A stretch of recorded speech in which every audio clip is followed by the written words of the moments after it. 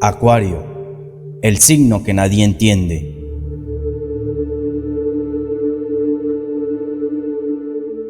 El signo Acuario se encuentra en el punto central de un concepto erróneo. No insinúo que los individuos traídos al mundo con el sol viajando en esta porción del zodíaco sean mal juzgados por los demás.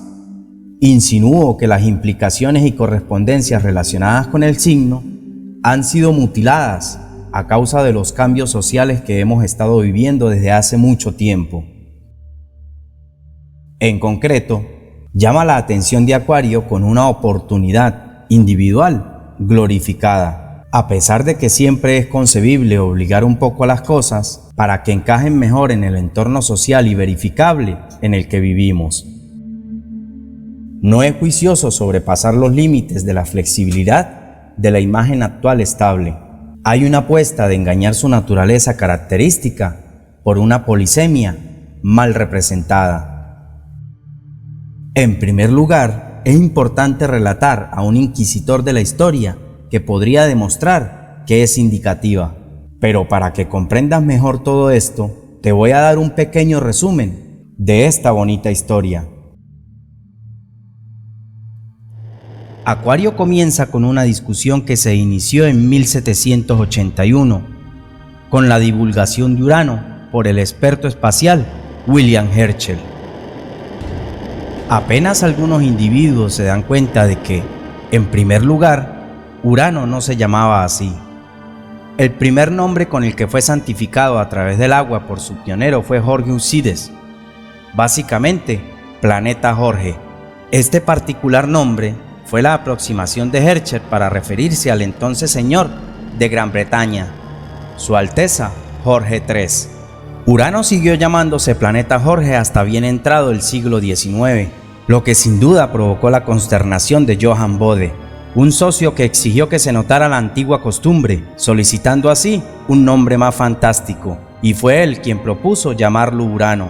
La diferencia de nombre no se hizo oficial hasta después de 1850, la cercanía de su revelación a los horrendos disturbios franceses de 1789 y los cambios políticos y sociales que se produjeron en el planeta a partir de ese momento. Estos proporcionaron a Urano la distinción de astro partidario de la libertad y progresista. Sin embargo, la investigación no se detuvo allí. 100 años después de su revelación, se escucharon algunas voces que intentaron desbancar a Saturno como líder convencional de Acuario, proponiendo a Urano en todo caso.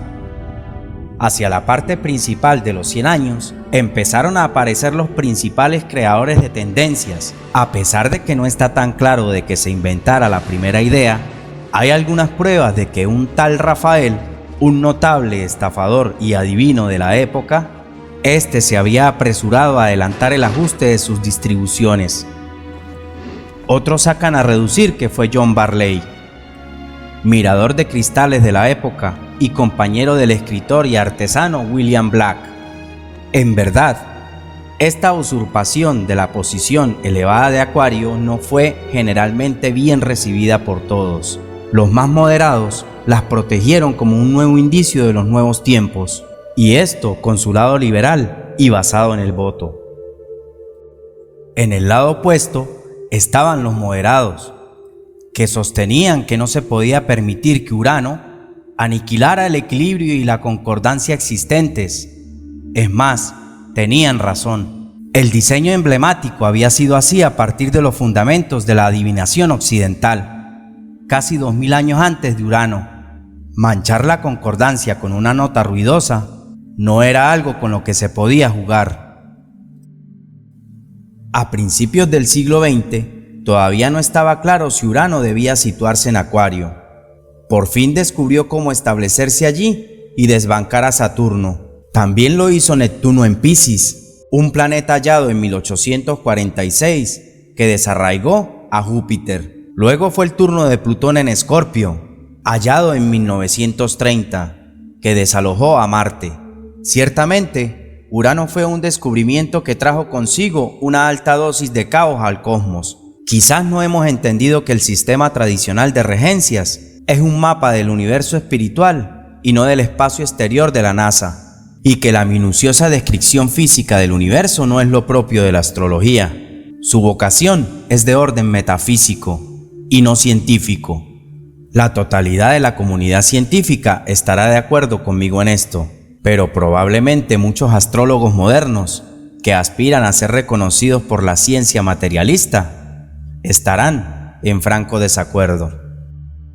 Siendo transparentes, es bien obvio que la ciencia, su método y su paradigma no son compatibles con la mirada hermenéutica y espiritual del firmamento que define la astrología.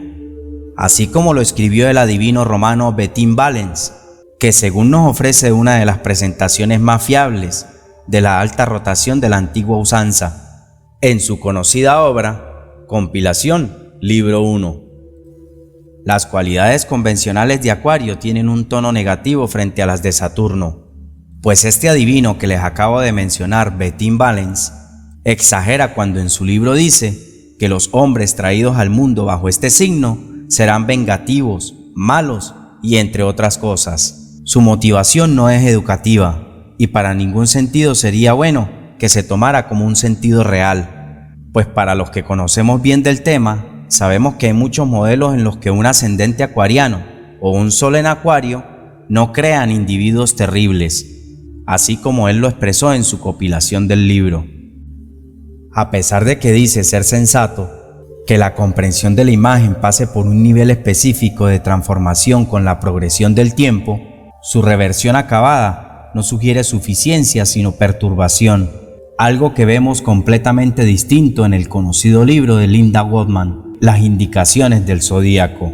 A muchos individuos les gusta el arco iris cuando lo ven, los niños piden un deseo, los artesanos lo pintan, los visioneros lo persiguen, pero Acuario lo supera a todos, porque Acuario vive en él. Además, lo ha desmontado y lo ha analizado parte por parte, variedad por variedad. Realmente tiene confianza en él. Es difícil tener fe en algo cuando se entiende definitivamente a qué se parece realmente. Sin embargo, Acuario es básicamente sensible, independientemente de que su porte sea del mañana, por signos particulares de inclinación melancólica.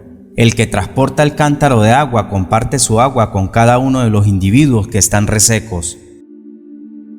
Los adivinos saben que esta es una imagen decente para los individuos traídos bajo el signo Acuario, ya que son liberales al impartir sus conocimientos y sus dones con otras personas. Los acuarianos son en su mayoría personas compasivas. Esto implica que son entusiastas con los individuos y pensarán a menudo en las personas colectivamente. Los acuarianos consideran a todo el mundo su compañero, ya sea oscuro o blanco, pobre o rico, encantador o espantoso. En resumen, Acuario es un signo muy cordial, pues estos son exageradamente brillantes en lo que respecta a la ciencia y están particularmente interesados en todo lo que pueda ser de ayuda hacia las personas. Y algunos acuarianos se convierten en extraordinarios innovadores. Otros acuarianos defenderán desarrollos políticos preocupados por cuestiones de oportunidad y equidad. Los Acuario no son, en general, personas exageradamente cercanas a su hogar, ya que les gusta más compartir pasatiempos y ayudar a los demás. En efecto, las representaciones de vanguardia de un acuariano son exageradamente amables e incluso suaves, aunque hemos visto que Acuario, al viejo estilo, comparte las cualidades crueles de su regente habitual, el frío y seco Saturno. Pero dígame usted, ¿quién puede presumir realmente de ser libre? Pues bien, esta oportunidad la tiene Acuario. Esta es una más de la gigantesca flexibilidad que tiene Acuario para jugar con el universo y el cambio extremadamente duradero en la asociación de la cuestión, es decir, la libertad. Para ser razonables, tenemos que reconocer que Acuario, e igualmente su tiempo misterioso, tiene una tonelada de mundo de visión y de humanismo. A fin de cuentas, Acuario es un caso especial, ya que en su cántaro no solo trae agua, también trae mucho dulce para todos. Te lo dijo la verdadera logia acuariana.